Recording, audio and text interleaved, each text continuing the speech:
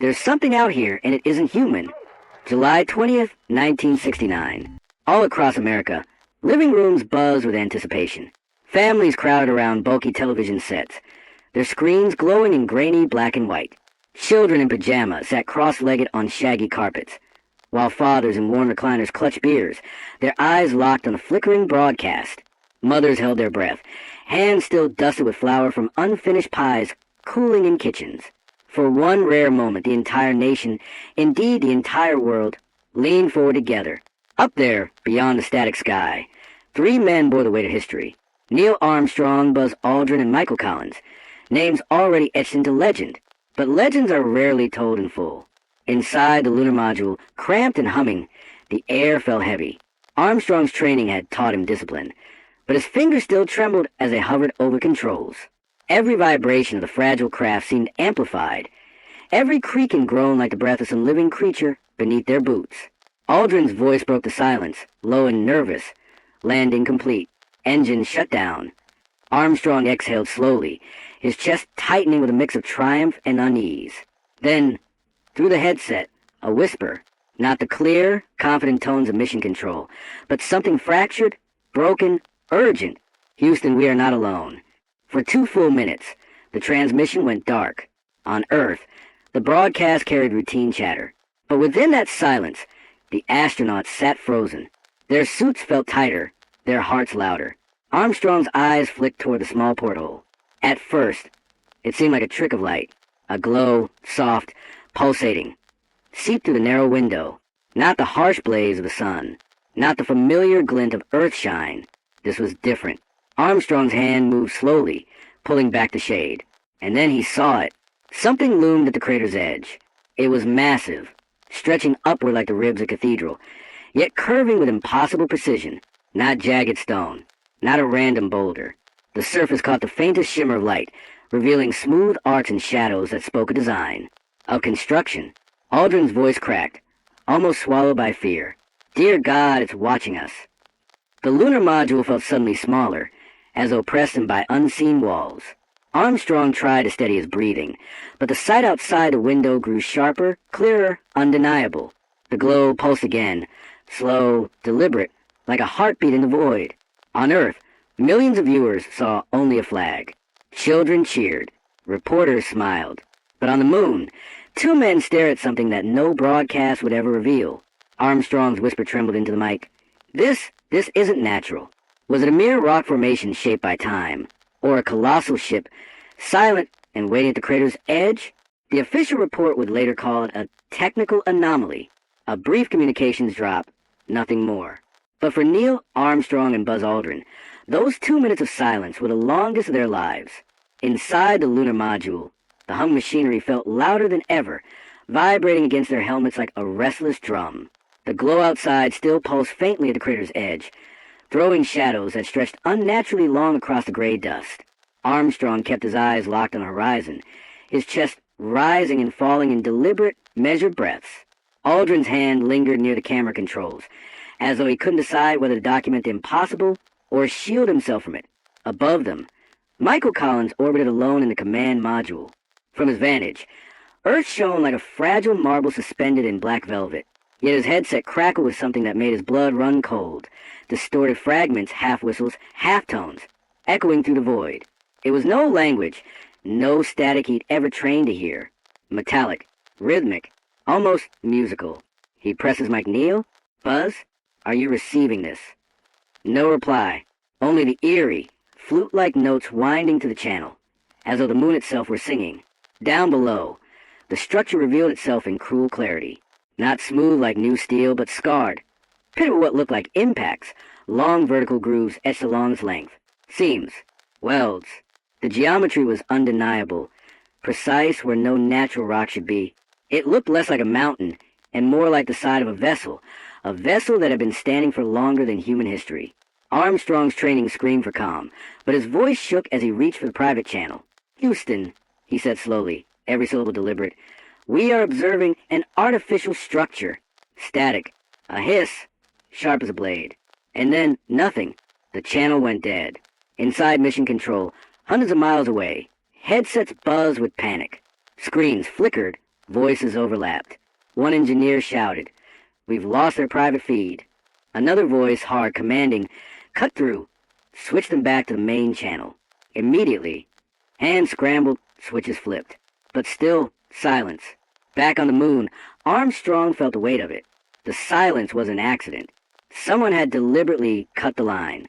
Someone on Earth had decided that what they were seeing was too dangerous for the world to hear. Aldrin swallowed hard, his voice barely audible inside his helmet. "If they cut us off, it means they already know." Armstrong tightened his grip on the console. His pulse thundered in his ears. If Mission Control knew, then the cover-up had begun long before Apollo ever left Earth. Who had silenced the transmission? And what secret were they protecting from the world? On Earth, the celebration had already begun. Families clinked glasses, parades stirred in city streets, and TV anchors smiled with patriotic fervor. But inside the helmet of Neil Armstrong, there was no triumph, only unease. His eyes wandered, not toward the small flag in his hands, but to the endless horizon of shadows stretching across the sea of tranquility. He couldn't shake the sensation of being observed. The lunar silence was absolute. No wind, no rustle, not even familiar hum of life. And yet, something pressed against his awareness, a presence heavy and unblinking. In the distance, shapes rose where no geologist's map had marked them, dark silhouettes, towering like ruined cathedrals left to decay beneath the eternal night. Some stood jagged, broken as though time had gnawed them down. Others loomed with impossible geometry, angles too straight, curves too perfect. Armstrong's breath fogged his visor. Then it happened. A sudden flash, sharp, dazzling, erupted from one of the distant monoliths. It wasn't fire. It was a reflection from the sun. It was too precise, like the glint of a polished mirror turned deliberately toward them. For a moment, Armstrong thought he saw motion, as though something massive had shifted position. Aldrin stiffened beside him, his training kicking in. Without a word, he unclipped his Hasselblad camera, the silver casing gleaming against the alien landscape. Hands trembling, he raised it and snapped frame after frame. The shutter clicked softly, mechanical and human, in this place that felt anything but buzz. Armstrong whispered, his voice little more than a tremor over the comms. "Do you see them watching us?" Aldrin didn't answer. His helmet turned slightly, visor catching the faint reflection of Earth far above. He knew, as Armstrong did, that their every word was still being broadcast to millions back home. He couldn't risk it. Not here. Not live. He pressed the camera tighter, adjusting focus. Clicking again. Each photo was a gamble. He knew the reels would never leave Houston intact. NASA's filters would scrub, edit, bury. But if there was even the smallest chance that one image survived, one glimpse of the truth, then it was worth the risk. The silence stretched, suffocating. Then, through the static, Colin's voice crackled faintly from orbit. "Neil, Buzz, are you receiving? There's something odd up here. Signals." His words broke into distortion, swallowed by interference. Armstrong lowered his gaze, his boots sinking slightly into lunar dust. The sensation of eyes on him only grew heavier, pressing into his chest like a weight. Whatever was on that horizon wasn't lifeless. It was aware. Would Aldrin's secret photographs escape NASA's iron grip, or vanish, erased like every other forbidden truth? The heroes came home draped in glory. New York roared with ticker tape parades, confetti cascading like snow across the avenues. Children hoisted cardboard rockets, waving at the open-top cars. Armstrong smiled and waved, but his eyes were distant, hollow. Aldrin managed a stiff grin, hiding the tremor in his hands. Collins looked down, silent, as though he carried a secret heavier than any metal pin to his chest. The world saw triumph, but behind closed doors, another story unfolded. At Johnson Space Center, after the celebrations, the 3 astronauts were quietly escorted away. Not to their families, not to rest, but to a windowless room in a restricted wing. The fluorescent lights hummed cold and unforgiving. A single folder sat on the metal table, stamped with 2 words in bold red ink. Eyes only. 3 men in dark suits and 1 uniformed general occupied the room. Their expressions were unreadable, their voices clipped. The general leaned forward, steepling his fingers. "Gentlemen, let's speak plainly. What exactly did you see up there?" Silence thickened the air. Armstrong's jaw tightened. Aldrin's hand twitched, as though the memory itself burned. Collins shook his head ever so slightly, warning them not to answer. They all knew what was at stake. Careers, families, perhaps even lives. The general didn't wait. He pressed a button. From a hidden speaker, Armstrong's own voice filled the room, grainy, undeniable. "There are giant ships on the crater's edge." The sound hung like a blade in the silence that followed. Armstrong's pulse quickened. He hadn't realized it had been recorded. Aldrin's eyes darted to the suits in the corner, their pens motionless, waiting. Collins stared at the table, lips pressed in. The general spoke again, his tone ice. "You've done your duty. You've made history. But for the sake of global stability, for the sake of preventing panic, you will forget what you think you saw." Armstrong's throat tightened. Forget? How could he forget the shadows taller than cathedrals, the pulsing glow that seemed to breathe with life? How could anyone erase the memory of standing beneath eyes older than mankind? He said nothing. None of them did. The silence was its own answer. The folder was snapped shut. A guard collected it, leaving the table bare, as though nothing had happened. The men in suits stood, their movements precise, rehearsed. This debriefing never took place. One said. The door opened, spilling harsh light into the room. The astronauts were dismissed, heroes on the outside, prisoners of secrecy within. That night, Armstrong lay awake in his Houston home, staring at the ceiling. The words echoed in his skull like thunder, giant ships watching. He knew he couldn't carry it forever. One day, the truth would demand to be spoken. And so, late one sleepless night, Neil Armstrong made a decision. The secret would not die with him. Homecoming should have been the sweetest chapter. Neil Armstrong was hailed as a hero, his name etched into the very bones of history. Parades, medals, banquets, America celebrated its triumph. But when the lights dimmed and the applause faded, Armstrong was left alone with shadows only he could see. His wife, Janet, noticed first. Nights when she'd wake to find Neil standing at the window, staring silently at the moon, sometimes for hours, unmoving, as if expecting it to stare back. "Come to bed, Neil," she would whisper. He never answered, just lifted a hand, as though trying to touch that cold, silver coin in the sky. The dreams began soon after. He'd jolt awake, drenched in sweat, gasping. Images clawed at his mind. Colossal shapes looming against the lunar horizon, eyes glowing faintly from cavernous hulls, a presence pressing down on him like a weight in his chest. He told no one, but the haunted look in his eyes betrayed him. Buzz Aldrin carried the burden differently. He drowned it in whiskey, stumbling through late-night bars in Houston, his medals clinking like hollow reminders. Reporters whispered of his instability, but none guessed the ghost that stalked him. Michael Collins retreated into silence, burying himself in routine, in duties that required no explanations. 3 men, 3 wounds, and all of them invisible. But Armstrong could not lock it away. The memory gnawed at him night after night. At breakfast, he would pause mid-bite, fork trembling, as if the crater and its silent watchers had followed him across 238,000 miles. His children noticed. "Daddy, are you sick?" He forced a smile, but the answer lived in his restless eyes. One evening, in the quiet of his study, he finally broke, sitting across from a close friend, a journalist he trusted. Neil's voice faltered as he spoke words that lived only in his nightmares. "If humanity knew what we saw, there would be nothing left to believe in." His friend leaned forward, eyes wide, tape recorder hidden beneath the table, the reels turning silently. Armstrong never realized his confession was being captured, sealed forever in magnetic coils of tape. Afterward, Neil sat back, hollow, as though a weight had lifted and another, heavier, had taken its place. His friend promised nothing, asked no questions. But the look in his eyes told Armstrong the truth. Secrets this large never stay buried. That night, Armstrong dreamed again. Only this time, it wasn't a vision of the crater. It was a crowd, a sea of faces, all staring at him, demanding answers he could not give. He woke trembling, realizing the silence would not last forever. Armstrong didn't know it yet, but his whispered confession, caught on tape, was about to slip into the world and ignite a storm no one could stop. It began quietly, as most revolutions do. A reel of tape surfaced in Europe, scratchy, muffled, but unmistakable. Neil Armstrong's voice, weary and trembling. "If humanity knew what we saw, there would be nothing left to believe in." Within days, copies spread like wildfire. Student radio stations played it at midnight. Pirate broadcasters looped it with eerie background music, and newspapers printed transcripts beside grainy headlines. The official word from NASA came swift and sharp. Forgery, Cold War propaganda, Soviet disinformation. But no denial could erase the tremor in Armstrong's voice. People weren't convinced. In smoky cafes of Paris, in crowded London pubs, in diners along Route 66, the same question buzzed.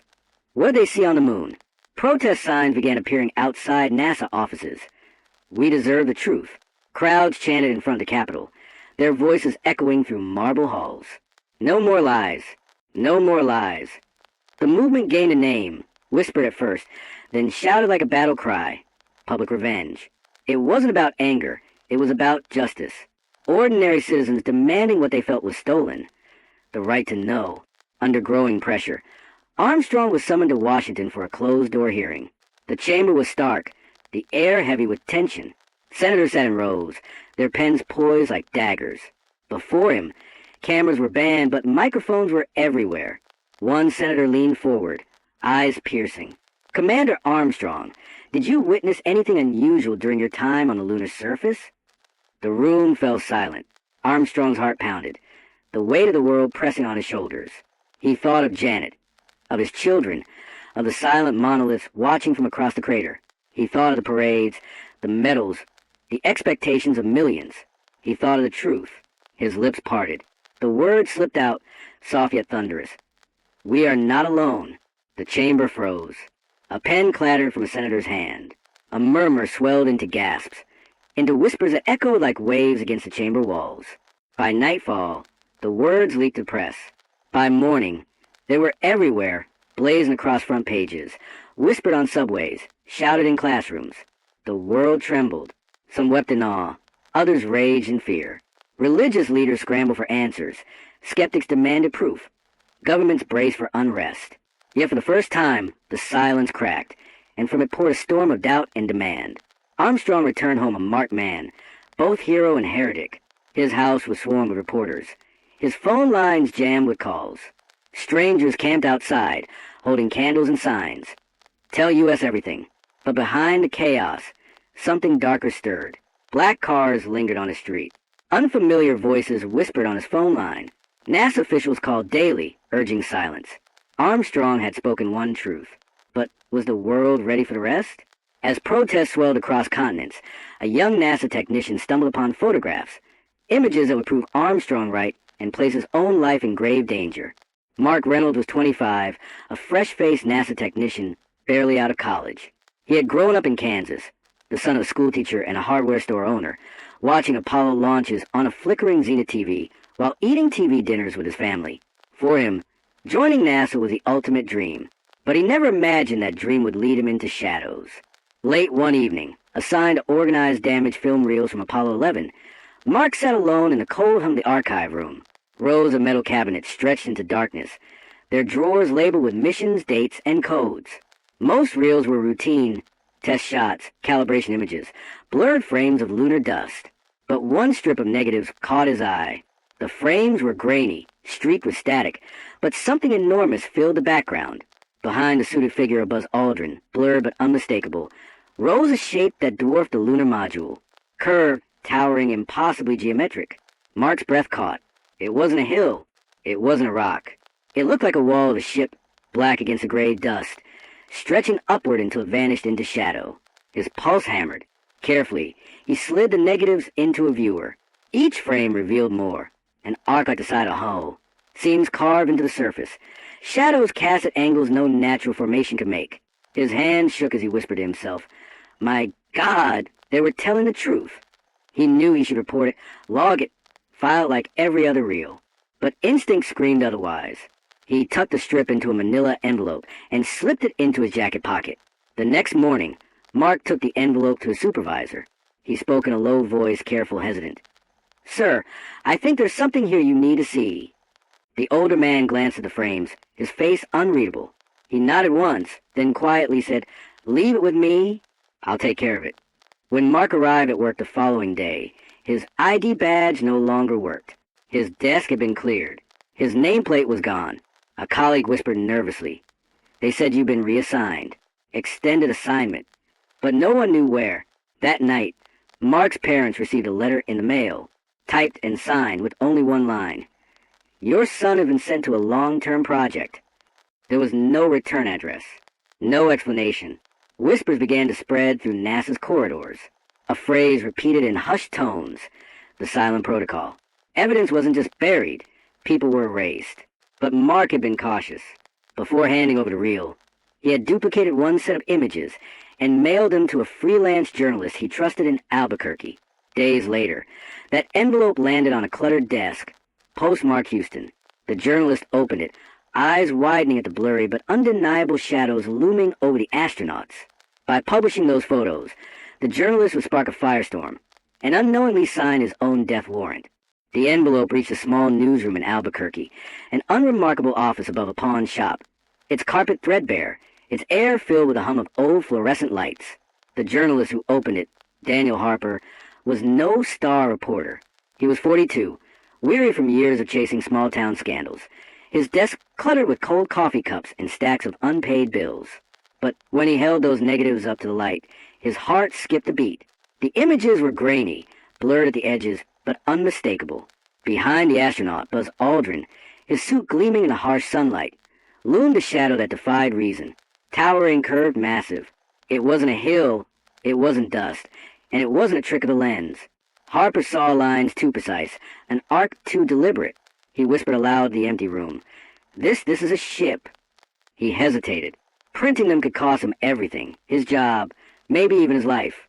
But the weight of secrecy pressed heavier than fear. That night, the small paper went to press. Buried beneath local headlines about city council disputes and a church bake sale was a story that would set the world ablaze. Apollo 11 photos suggest unknown structure on the moon. The circulation was small, but the story didn't stay small. College students found it first, scanning the blurry pictures into primitive bulletin board systems.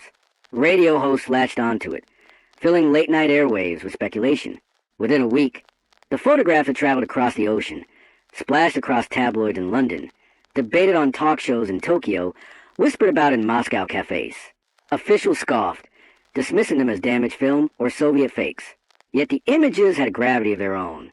You could dismiss words. You could deny testimony. But pictures, no matter how blurred, spoke louder. The public leaned forward, hungry, their trust in authority already cracked by war, by scandal, by secrets. Then came the letter, delivered to Harper's newsroom with no return address, typed in plain courier font. Those ships are older than mankind itself. The newsroom buzzed with paranoia. Who had sent it? A whistleblower? A hoaxer? Someone inside NASA who couldn't stay silent? Harper stared at the words until they blurred. If true, the implications were staggering. Structures on the moon, predating humanity? Across America, conversations ignited. Truckers argued over CB radios. Families debated at dinner tables. Ministers delivered sermons, weaving scripture with the possibility of ancient visitors. Doubt spread like wildfire, consuming trust in every official denial. And then, an unexpected figure emerged from the shadows. Buzz Aldrin himself, older now, worn by years of silence. He requested an interview. His voice, when he finally spoke to camera, carried the weight of decades. "I can't stay quiet anymore," he said, eyes fixed on the lens. "We saw them, and they were real." The world held its breath, because if Aldrin confessed, there would be no turning back.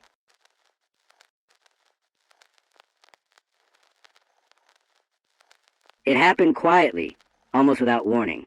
A press release went out from a small network in Los Angeles. Buzz Aldrin to speak on record.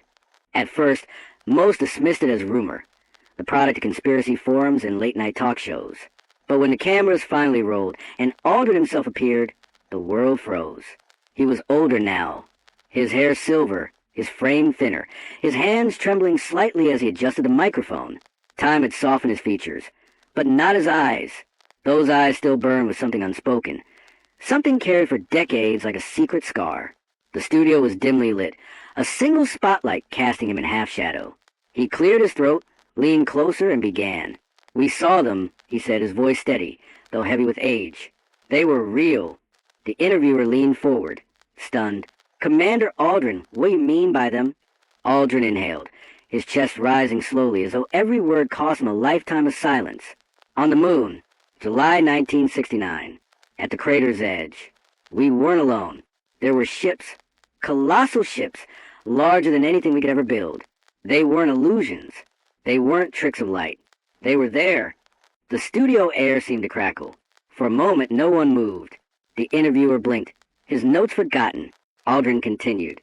I didn't speak because I was ordered not to. We all were. But silence eats a man alive. It haunted Neil, it destroyed me, and it left Michael in chains of secrecy. And I can't leave this world carrying that weight anymore. His voice faltered then, but his gaze never wavered. The confession rolled across the globe within hours. Networks replayed it endlessly. Newspapers broke into special editions. Online forums exploded. The public, already restless from leaked tapes and photographs, erupted into fury. Protests swelled in every major city. Crowds stormed NASA headquarters with banners, disclosed everything and stopped the lies. Police stood guard as demonstrators shouted through megaphones. Governments scrambled for damage control. Scientists argued live on television. Some insisting Aldrin had been misled by exhaustion and stress, others demanding that archives be opened immediately.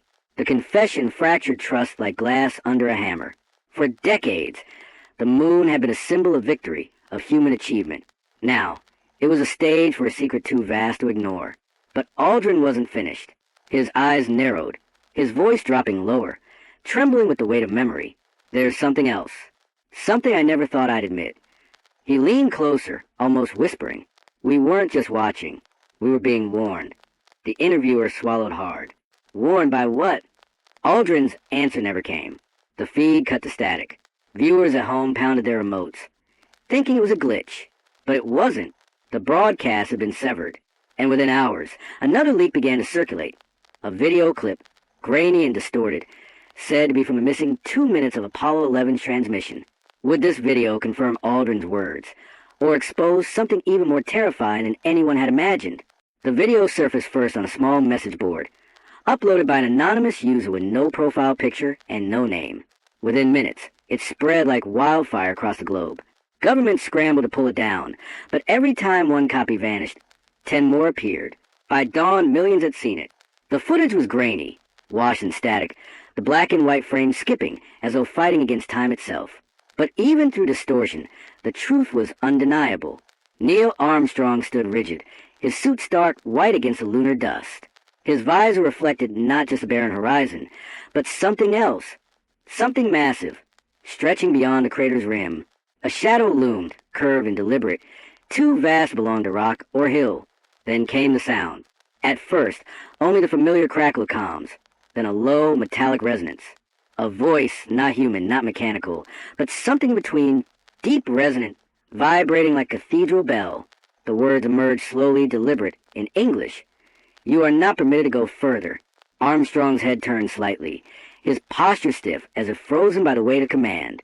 The camera shook faintly, then cut to static. Seconds later, the video ended. The world erupted. Was it real? A hoax? A Soviet fake? Debates tore through households, classrooms, churches, and Congress halls. Scientists demanded frame-by-frame analysis. Conspiracy theorists shouted vindication. Religious leaders struggled to reconcile sermons with the possibility of ancient watchers beyond the sky. NASA, cornered, issued a terse denial. Fabricated, manipulated footage. Nothing more. But their denial only deepened suspicion. Why had the broadcast cut so abruptly that night? Why had 2 minutes of silence been buried beneath layers of technical excuses? Why now, after decades, had this tape appeared? Armstrong himself refused to comment, his health failing, his privacy guarded. Aldrin, shaken by the leak, told reporters, I said enough. I have nothing more to give. Collins never spoke. But silence is a language all its own, and the world read it as confirmation. Across continents, protests turned into vigils. People gathered in fields and city squares, pointing telescopes at the moon, staring at its cold face as though expecting eyes to stare back. In some corners, fear gave way to awe. If they are watching, one student in Chicago declared, maybe they've been watching us since the beginning. The moon, once a symbol of triumph, became a riddle carved in silver light. Was it a destination or a warning sign? And as the debates raged, one final message appeared online from the same anonymous account that had leaked the video. Just 5 words, typed in stark silence. This is only the beginning. If Apollo 11 was merely the first warning, what waits for us on the far side of the moon?